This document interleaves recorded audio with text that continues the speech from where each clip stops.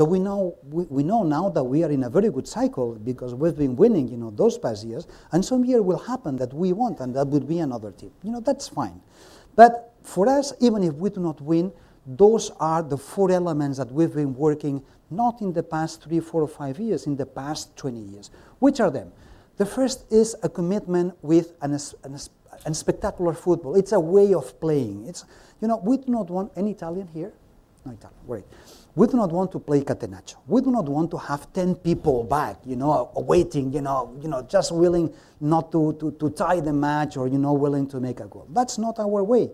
We want to have a spectacular football. We will see. Another thing important is a strong support to grassroots. As most of our best players, we have not paid them. We have not bought them. Messi comes from our grassroots, Iniesta, Puyol, Valdés, Pedro, and many others. The final in Rome a year ago, 2 years ago, sorry, we had almost 9 people working in the final, in a given moment. So that's very important for us. La Masia. La Masia is a farm, very old farm that we have, and that represents, that's the icon of the grassroots. That's the place where when we bring when we bring kids from 12 years old, we put them there. So we have a director and a number of psychologists and people that take care, they nurture them, they cook on them. Because, 12 years old kid, away from the family, training every day and studying and thinking is important. And we give a specific and a special attention. We will see it. And then stars adapted to the team. It's not just a matter to take the best players of the world and put them on a team. It might not work, and has happened. It's important to know how we are going to mix an icon and a star with other people, with sometimes another 23 people that that they help as well, because football, sport, in most of the cases, is a collective sport, is a team sport. Foster cross-learning through different factors. Let's go to see each of them. A spectacular football. I just put, some of the players. You remember Ronaldinho, Deco, Eto'o. How we play. How is Barca's play? Barca's play is an offensive play. We are not catenaccio. We are not defensive. We want, even if we got, 3 goals, we want to have 4. I'm sorry for Valdés because he wants always, to keep the goal at 0. But, we play offensive. And what does it mean? That means that we have ball possession. You know that, at the end of the match, when you get statistics, you see that Barca, usually they have 60, 70% of ball possession. What else? What are the things that are characteristics of Barca? That, it's forbidden to take the ball and to take the ball 5 minutes on my feet. No. You take the ball and 2 touches. You control and you pass. You control and to pass. Guardiola always says, we do not have to run. Who has to run is the ball, and especially the opponent. So is the ball who is moving very quickly, control here, there, Valdés, that moves. So something very funny. If you go to our sports city and you watch seeing kids from 9 years old, they play like the first team. Of course, they do not have the same technique, but you see the goalkeeper, kid like this, he takes the ball and he doesn't kick the ball. He passes the ball next because the system is we're going to take the ball from the behind and we're going to take the ball above. It's not I'm kicking, far away. No, that's away. And that system goes from Puyol, from Xavi, to a 6, 7, 8 years old. They are playing the same. And fair play, what does it mean? That means that we want to teach people, we want to teach kids that for winning is not just a matter of, kicking and, be respectful. We want to be fair play, Sport, Pierre de Coubertin, he said that, it was important not to compete, but to compete in a specific way. And that for us is very important. A strong commitment with grassroots. With Frank Rijkaard, remember him, 25 players, now with Pep Guardiola, more than 10. Those guys we haven't paid, well, we are paying a big salary now. Believe me, Messi is touching a lot of money. But, we didn't pay. It's not like Cristiano Ronaldo. Madrid had to pay 90 million euros. With all of that, we pay nothing. because they are coming from our grassroots. They know not only how we play, they know not only, you know, our system, they know our values, and this is very important. La Masia, this is a very old farm that it's going to be historical because in a month kids are going to move from here and they are going to move to a new complex, very modern. Here we have, between here and the stadium, people usually don't know, but within the stadium we have 2 apartments hidden, and youngsters from 16, 17, 18 years old, they sleep there. And here in this place, they sleep, you know, which are the smaller, you know, 12, 13, 14 years old. So we have 65 kids approximately, and now in the new complex, we will have around 90 children in La Masia. You know, 20 years ago, they were only football kids and only Spaniards. Now we have from several countries, not only from football. There are a couple from basketball. There are 3 on handball. There is one that plays, you know, roller hockey. So, you know, we are extending, you know, a little bit the knowledge. And then icons within a team. I was saying earlier, it's not only, you know, to have the best player. It's how the best player is playing with others. You know, they need a team. Sometimes they do marvelous things. Sometimes are the others that are helping them. Messi, Xavi, Iniesta, Valdés, you know, what I'm going to tell you that you don't know. I'm saying that you have a deep knowledge of Spanish and football, European football, and I'm sure that you know all the statistics.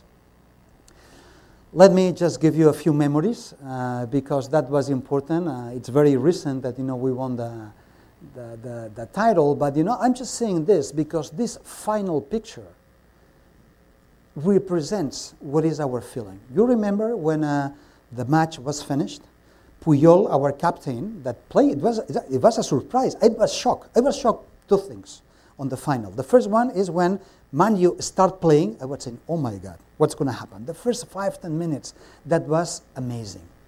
But then, you know, we did our play, and at the end, when Puyol was not playing and he entered, and, you know, it was about, you know, to receive and to lift the trophy, he went into a Vidal that, you know, he got a cancer, you know, 2 months earlier, and he said, listen, we have won 2 things. One is the trophy, and second is that you are here with us and you have played with us. So you are going to be the captain to lift the trophy. I still have a chicken deck, you know, when I'm saying this, because this is a resume of what is our philosophy.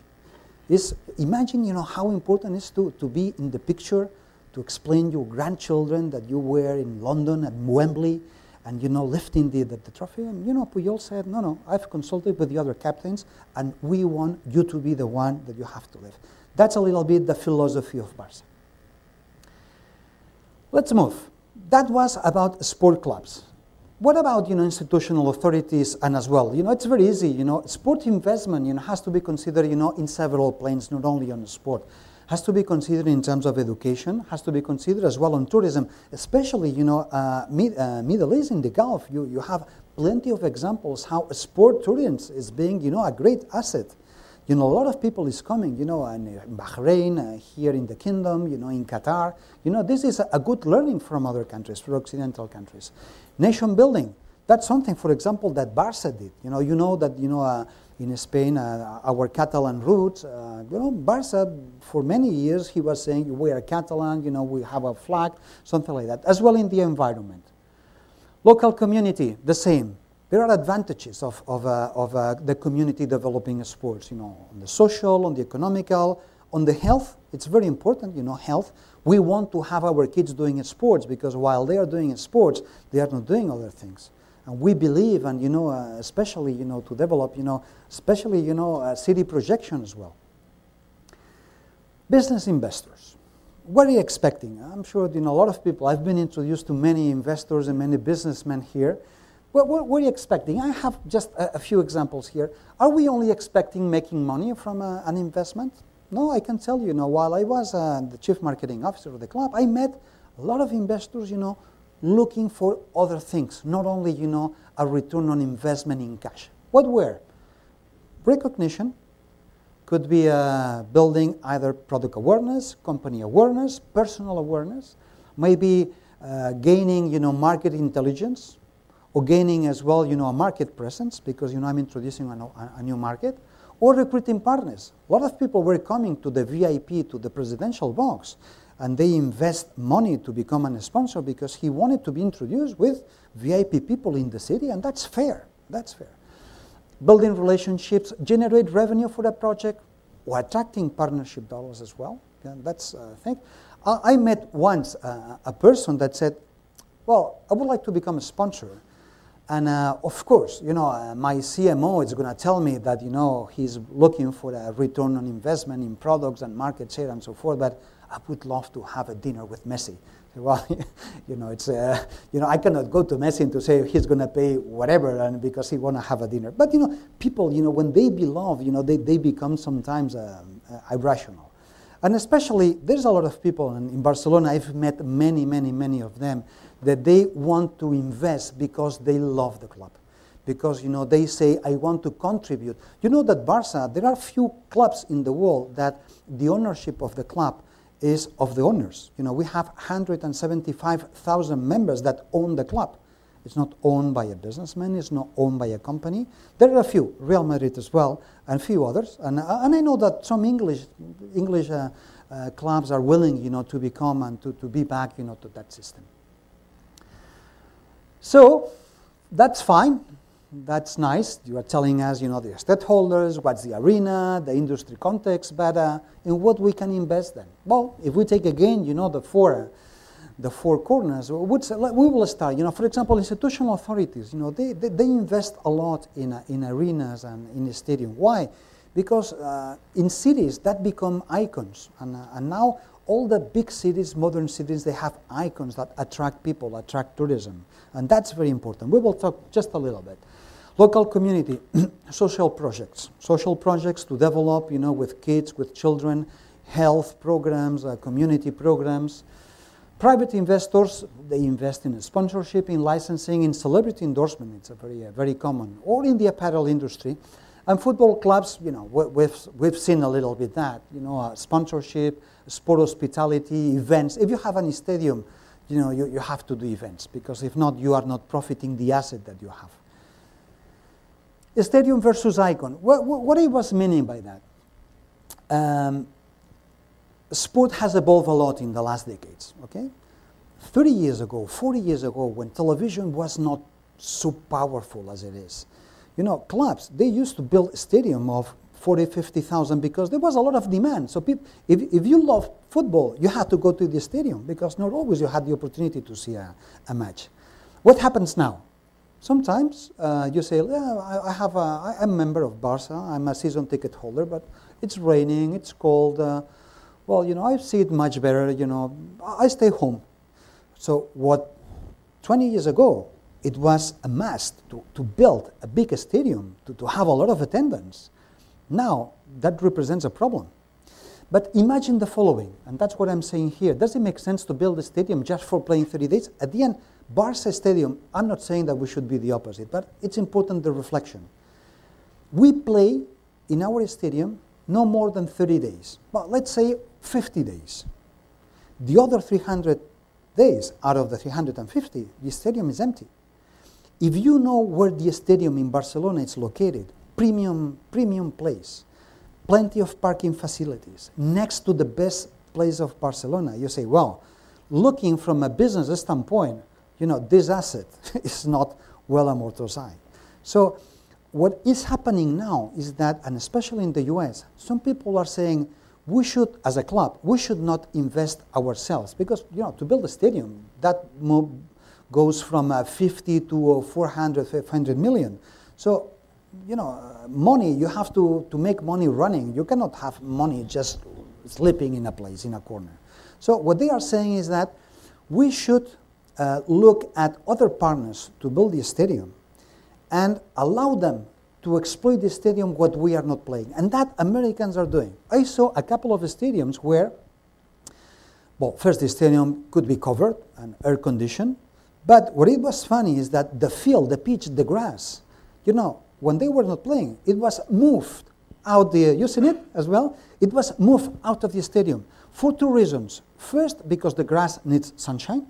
So if you are covered and you don't open it, and depending on the move of the sun, if there is a place on the grass that doesn't receive salt, you have to change it every 6-9 months. So that was a problem. So they take them out. And second, when they were